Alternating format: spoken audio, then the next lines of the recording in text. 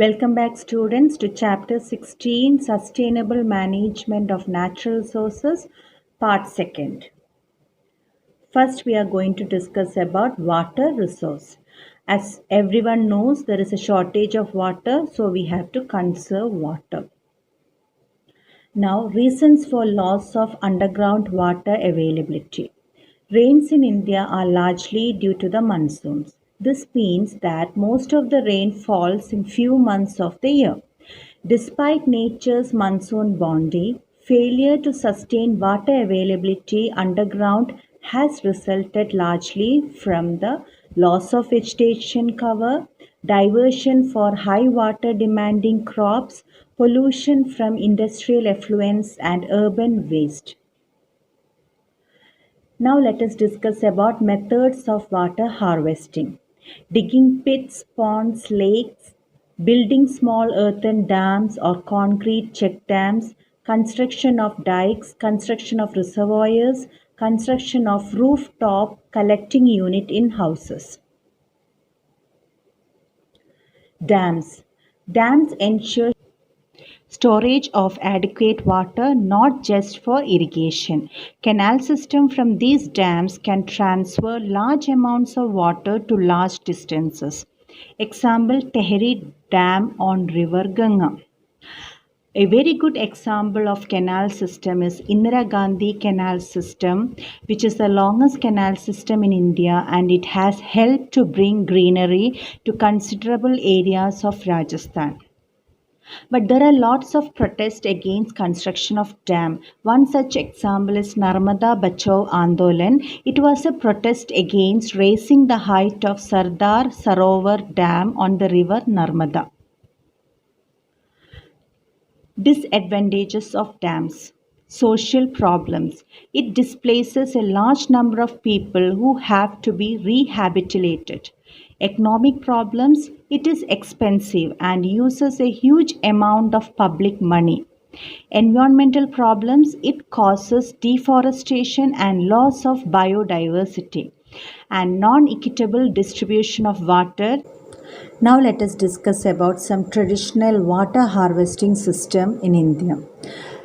Kadins, tanks and nadis in Rajasthan, Bandaras and Tal in Maharashtra, Bundins in Madhya Pradesh and Uttar Pradesh, Ahar and Prine in Bihar, Kuls in Himachal Pradesh, ponds in Kandi belt of Jammu region, Iris in Tamil Nadu, Surangams in Kerala, Kattas in Karnataka and are some of the ancient water harvesting systems.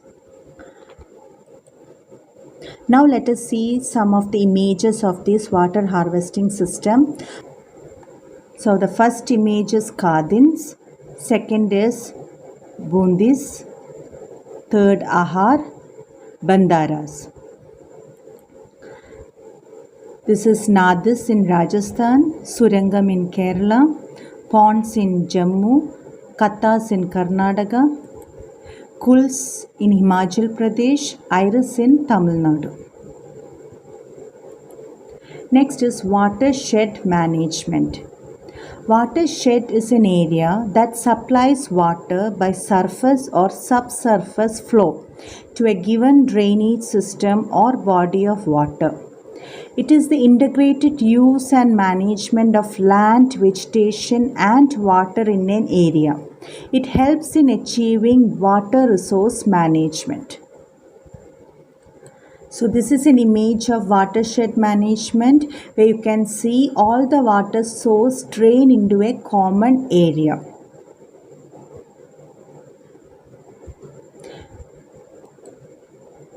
Now moving on to rainwater harvesting.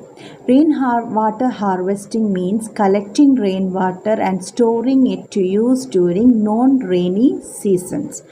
What are the advantages of rainwater harvesting? First, it does not evaporate easily. Second, it spreads out and recharges well. It provides moisture for irrigation of crops. It does not get polluted easily. It does not provide breeding ground for mosquitoes and houseflies. Now let us discuss about water pollution. Ganga Action Plan. Ganga Action Plan or GAP was a program launched by Rajiv Gandhi in the year 1986 in order to reduce pollution load on the river. Some of the common examples of pollutants are human waste, domestic usage like bathing, laundry, and public defecation, industrial waste, dumping untreated waste into it. Religious events during festival season, people bathe in the Ganges to cleanse themselves from all their sins. A Hindu belief is that dropping the ashes of cremated bodies in the Ganges would give moksha to the jiva. Central Pollution Control Board report. Ganga River's fecal coliform level is about 3 to 12 times higher than the permissible level. Fecal coliform, also known as FC, bacteria such as E. coli are found in excreta that contaminates water through untreated sewage. Higher the level, higher is the presence of disease-causing pathogen in water. CPCB released the data of water quality of Ganga at 9 interstate boundaries passing through states of Uttarakhand, UP, Bihar, West Bengal and Jharkhand. This is the fecal coliform report by CPCB in the year 2012. The red line is the amount of coliform bacteria in the year 2007 and the blue line shows the year 2011. From the graph, it is clear that the amount of fecal coliform levels have increased from 2007 to 2011. According to the report, highest fecal coliform in the river Ganges was found at the Kagra in Behrampur in West Bengal, 60 times more than the desired limit. Data showed that fecal coliform within the permissible limit at only two boundaries, Sultanpur in Uttarakhand and Bijnor in UP. Next, natural resources, coal and petroleum. Coal and petroleum chiefly contains carbon and its compound, mainly nitrogen, oxygen, sulfur and hydrogen. Engines of machines should be more efficient for management and we should use coal and petroleum judiciously to avoid global warming because combustion of fuel produces carbon dioxide. Now here are some simple choices that you can make to bring a difference in our energy consumption. Taking a bus, using your personal vehicle or walking or cycling.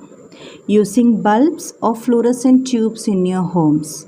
Using the lift or taking the stairs. Wearing an extra sweater or using a heating device on cold days. You can make the choices which will make a difference in our energy consumption. Advantages of sustainable natural resource management. It is controlling the use of resources in such a way so as to provide its equitable and continuous availability not only to the present generation without any harmful impact on the environment. Four advantages: equitable distribution, controlled exploitation, minimum wastage and disposal of waste. These are the advantages of sustainable natural resource management.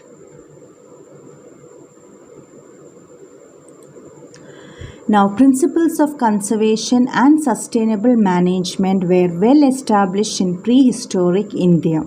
Our ancient literature, Upanishad and Smritis, is full of examples where values and sensitivity of humans towards nature was glorified and the principle of sustainability was established at its best.